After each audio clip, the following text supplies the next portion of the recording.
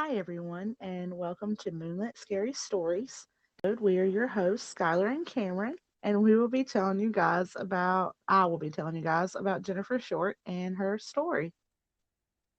In this podcast, we need ability of language that may not be appropriate for all ages and to some may be offensive. The content we go over in this podcast is recommended for mature audiences and a trigger warning due to the content consisting of murder. All right, so this cold case, wi- and this will be more than one episode due to the longevity of it and the case. So the case still has no answers, really, still to this day, and it's been 19 years since this had happened. Start actually in August was 19 years. So almost a 2 decade old case. To begin, I will start at the beginning talking about the case, about what happened, uh, what they've what they find, what the investigators find, and the next part will be where we leave off today. There may be a third part of just theories and clues that the FBI has because they are still trying to find the killer. So they're still trying to find out who did this to this family. So I'm hoping that, just to let you know that if you have any clues, if you know the case, I know we grew up with it. We've heard our Mhm. families talk about it. Yeah, So my family had their own theories as well. yeah, so like, and we'll get, and like my fiance does too, and he's grew up with it, and he uh talked about it when I was researching everything for it. So we're gonna begin in Henry County, Virginia. So in 2002, the population in Henry County was based off the census, and it was around 57,930 people that lived there. And in Bassett, which is a province inside the county, there was a home. There was a home located at the time. Only 1,100 people in that community lived there. So in Bassett, in Virginia, Highway 220 runs from North Carolina into Virginia. So there is a single family home that was occupied by Michael and Mary Short with their 9-year-old daughter. The Shorts were known for running their successful businesses, and little Jennifer was a star athlete at her elementary school. They were known around the community as the picture perfect family. So they thought that nothing could go wrong. But today, what's left of the home is a mailbox, a gravel driveway, and an overgrown lot where this brick home with a garage, built in garage, once stood. So on August 15th, 2002, so 2002, that single family home that was once there was turned into something no one in the community thought that they ever would find at the family's home. When a worker of Mr. Short walked in and saw a horrific scene and then called the police, Lieutenant Spence, who was called on the scene, says that it haunts him to this day, this case. And he don't want to call it a cold case because he still wants to find who did it. Michael and Mary Short were found shot in the head with a single gunshot. They found Michael in the garage with the door open where he laid to watch TV with a bullet in his head, and then found his wife, Mary, in their bedroom with a single shot to the head with the covers on top of her. Were they Both looked asleep? to, yeah, both had looked to Oh, been, before. well, you're good. Both had looked to been sleeping, actually. That was a good question because I asked the same thing. They actually said due to the blood splatter there was at the murder scene that it looked to have been sleeping. And there's pictures that I grabbed from Crime Watch that shows Michael with his face blurred on the couch, and then they show Jennifer's room, which I'm about to talk about because uh, Lieutenant Spence knew that the family had a 9-year-old daughter because he was from the community. I'm pretty sure he was from the community itself. And Jennifer, which was Jennifer, so Jennifer was nowhere to be found in the house. in her room, which, get this is the only thing out of place in the whole house. Her bed was moved a few inches from the wall, and her pillow was out of place laying in the floor. Other than that, nothing. And soon the investigators would find out that absolutely nothing was out of place. So, So yeah. the pictures you have one of her room too. Yeah, yeah. And we'll post that on our Insta, or hopefully I'm going to try to get it posted to the YouTube video as well that we get. And But yeah, and yeah. Twitter. And Twitter, tweet. But yeah, so, where was Jennifer? Um, So I have a question real quick. yeah. So the parents looked like they were sleeping, and it seems like the killer came up on them by surprise and then killed them before they even noticed what was going on. So how come That's yeah. one, like if the killer got one of them and shot them, wouldn't the other one wake up due to the gunshot? Because it seems like maybe Jennifer might have woken up, and, you know, Exactly. because her Yeah, no, room was disturbed. I get where you're coming from. Like, I th- that this is what literally me and my fiance talked about is, could there have been a second person?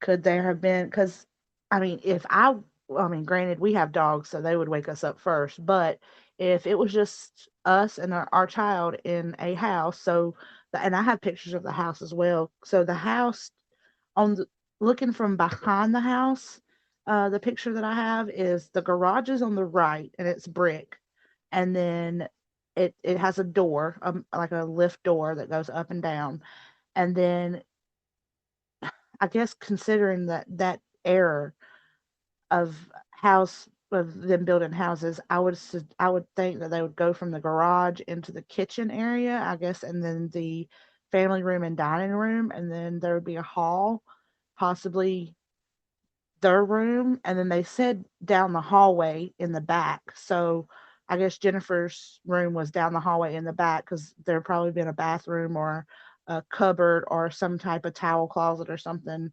inside the home, before you get to her room. So I, it seems like they would. I mean, to me, reading back and researching it, it seems that there might have been two people, but I'll talk about more later about who they kind of suspect and stuff, um, before they figure out where Jennifer is. So they did have a suspect, and I'll talk about it later. But yeah, I think there. I don't know, unless they had a silencer on the gun. I mean, Yeah, I, that's true. yeah, they could have had a silencer and just came through the garage because they said the garage door was open. So the suspect probably, walked through the garage, shot Michael short in the head, and because he would be facing the garage door, and he was probably asleep because he didn't have no like movement or anything. They said, Ooh, and wait. Wouldn't it make more sense that they went through the house somewhere else because the garage door would have made a lot more noise and probably woke him up? well, it was already open though. That's what I'm saying. I So he think he had slept left with it the open. garage door open when he was out there I'm thinking he fell asleep watching TV with the because garage door open. That yeah, sounds ridiculous, but yeah, okay. yeah. I like it gets more. It like the people who point their fingers at other people at, like, that we'll talk about later. It's kind of suspicious. Like, it's yeah, Okay.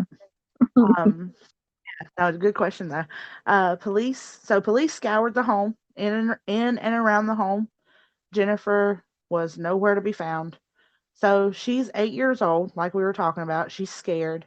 Did she hear the gunshot and run and go hide, or what happened? Because her room was the only room messed up. And put myself in back in my 9-year-old shoes, I would be freaked out to where I would try to hide in the closet or hide in the bed, or if I had a window in my room, I would try to get it up and go run to the neighbors, which this is Bassett, Virginia. So, neighbors is maybe 1 mile away from each other because they're not on top of each other's houses. So I don't know. I don't know. I don't know. I would be scared to death. Yeah. But after that, investigators combed through the house, every nook and cranny. They gather evidence and clues of what was now a double murder case. So Lieutenant Spence himself said that he stayed in the house himself, collecting evidence with forensics for around 3 weeks. Mm. He quotes that they fingerprinted everything down to the walls. He mentions Wow. that. So he mentioned all this on the Crime Watch episode, and they actually wanted to see if they could find something they could lift a print off or some type of clue that they could find. They also, get this, they also found out that someone had cut the phone line to their house. So whoever did this would know about phone lines and to be equipped with a tool to even cut a wire phone line. Um, but this is the kicker: they didn't cut all the phone lines. All the phone lines were not cut. Only the specific phone line that needed to be cut was cut. So someone with electrical work or knowledge had to have been one of the clues to who did this. You know, I personally cannot Does that think match up of, later? huh? Does that match up to someone later? Well, see, I'm still researching actually all the tips because the FBI has so many tips, um, and they're still getting tips apparently to this day. And I'm pretty sure the 20th year next year there has to be something that comes up because they still haven't found the killer.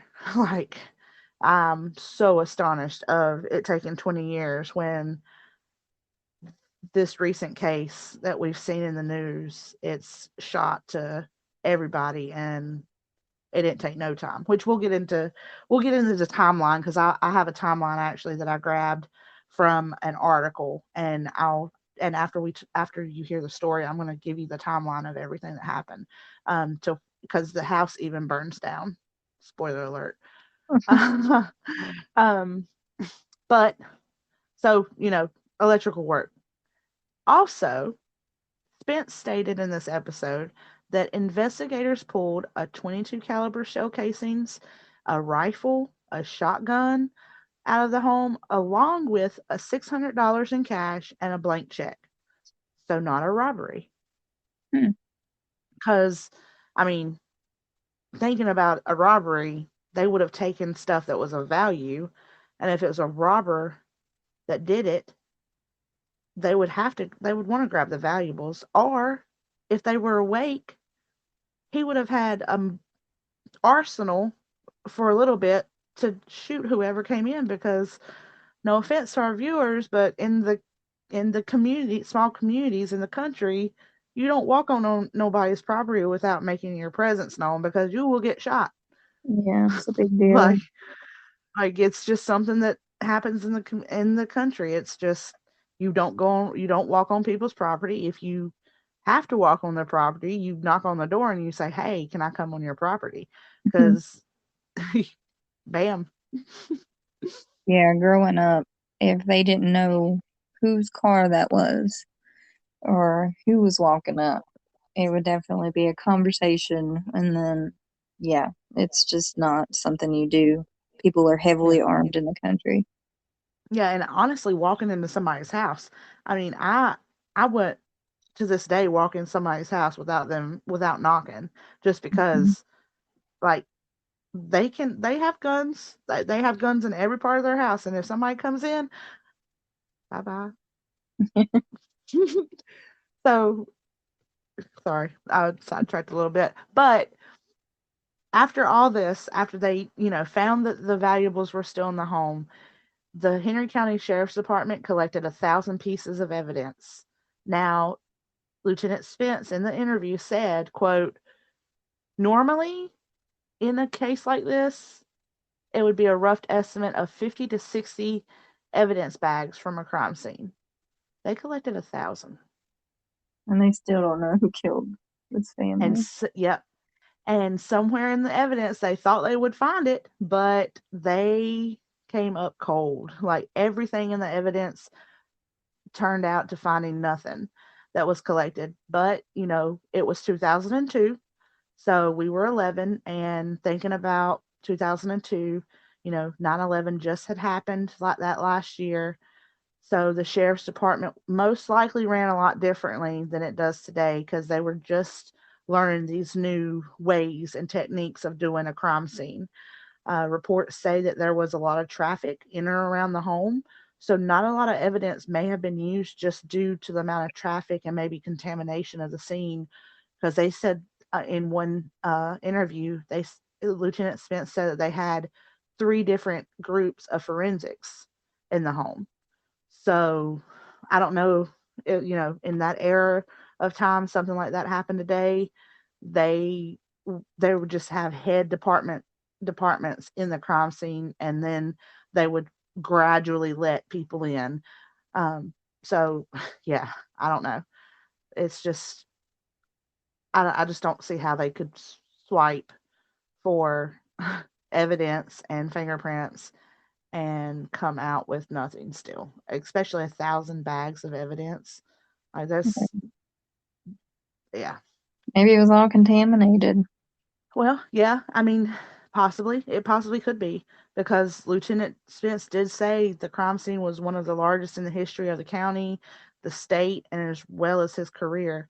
Because, I mean, I could see that because it's only 57 plus thousand people in Henry County. And Yeah. I mean, at the time, that kind of case, you didn't read about a lot about a family getting shot in that community. At least you like, because I know the community, and I've drove roads in the community. It's not the type of community that they would hear of a family getting shot. Well, nowadays it's everywhere, so it doesn't Unfortunately, surprise yeah. me anymore. Yeah, you're right. But so they do this evidence, and Lieutenant Spence, knows about their daughter Jennifer, and Michael and Mary had passed. So the only thing to do was find the killer and find Jennifer was the most important thing. So it So the looks search. like they were, whoever was there, they weren't robbing the place. It looks like they were after Jennifer specifically. I mean, when you first look at it, that was one of the first things that came to my mind, is that maybe it was a kidnapping. Mhm. Maybe it was just, they wanted the girl, that's it, or maybe they were trying to hold her for ransom. Because I They mean, killed the family. yeah, that's true. But or maybe they tried to get her and had to kill the family. I don't know. I just don't see somebody in that county though. I don't know. Mhm. It had to have been planned just because either someone was mad at them or they wanted to cause pain to them. I don't know. I It don't had to know. be malicious. Kidnappers, they specifically want certain people sometimes, and then they go after them and Yeah. they take out whoever's in their way. Yeah, you're right. Maybe, I don't maybe know. not. I don't know. All right. So the search is still underway. So a huge effort was made by close departments of the county, he said, the region, the rescue squads, and just volunteers from the community searched for 9-year-old Jennifer. So they plotted a huge search area in and around the home, because maybe she had ran away from what she saw or heard, or maybe she was a victim as well and they just dumped her body. They don't know up to this point. So for miles they searched, and in an interview, the Wayne County sheriff at the time, Lane Perry, stated that he started the search as well, and everyone's hope was that they'd find Jennifer alive and okay, and hopefully they were praying that she ran away from the scene of what happened inside her home. So they bury Michael and Mary, still no Jennifer. They continue to search for the killer and the 9-year-old.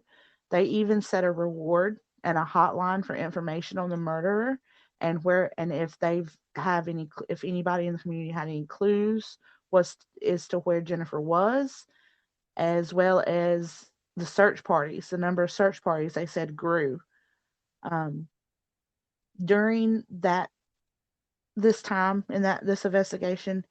They did come up with a person of interest that was the worker of Michael Short, and who is known as Chris Thompson.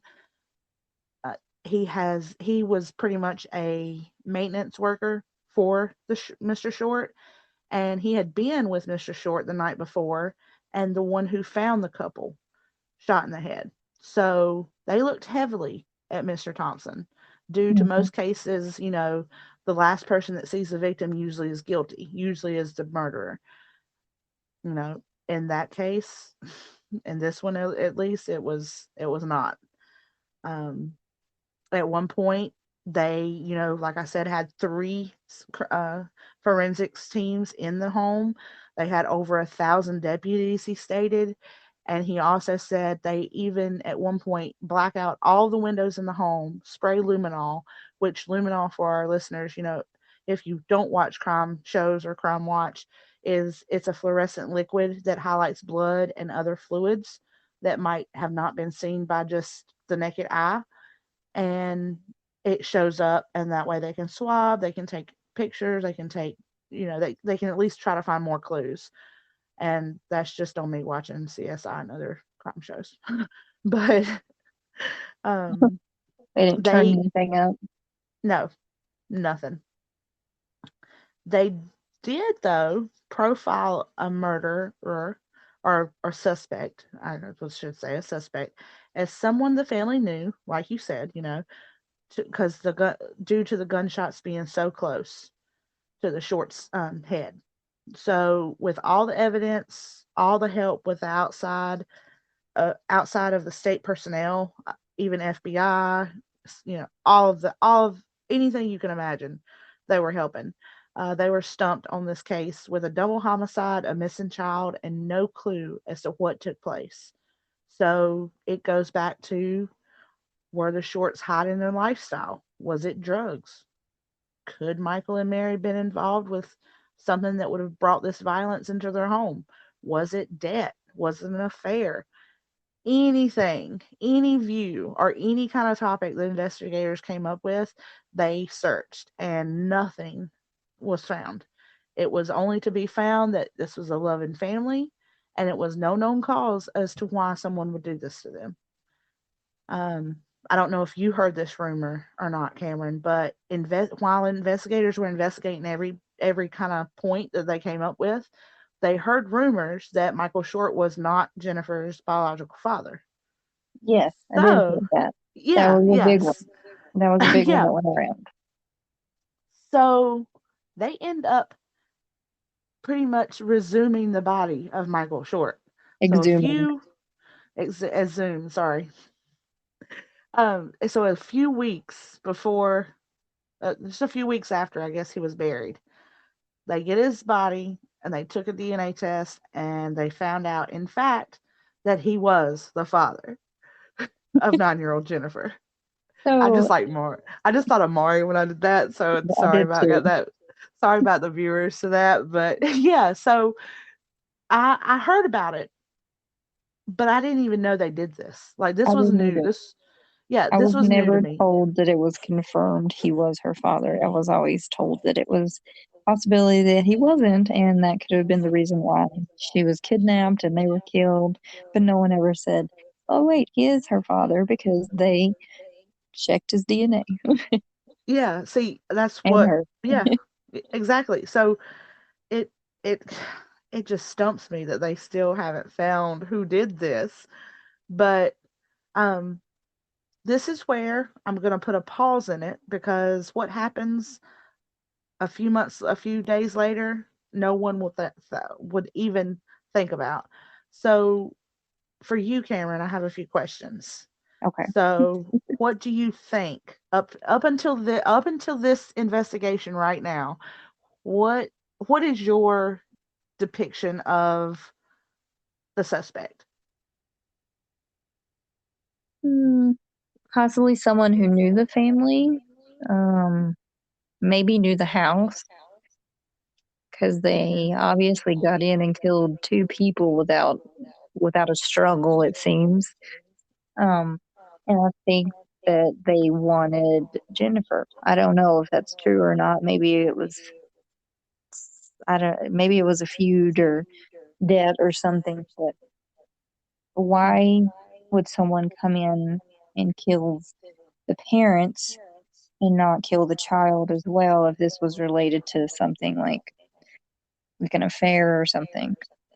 Like the Yeah. whole is Mr. Short Jennifer Short's real dad? That kind of made sense with the whole kidnapping thing because then it could have been her real father taking her, but they ruled that out. So Yeah. I'm not sure. I mean, there were theories as I was growing up on who it was, and I'm kind of still thinking that this was that person because it's still pretty. Um, that's pretty much what was talked about, but I don't know. So we'll see. We'll go over the Yeah. suspects you have and stuff and see. I don't know. Yeah. It's literally, to me, I when I started, the only reason I came up on this, like, to even idea of this episode for this case, is me and my fiance talked about it because we were talking about, just like stuff we've heard, or if we've heard the same stuff about stuff. And he actually was kind of bummed that we were recording before, after he went to work, but hopefully he'll come into the theory episode or something. But he he has his views and he believes some stuff that, I kind of it kind of he might be hot on the trail. He might be the next dog the bounty hunter. I don't know. Oh my But God.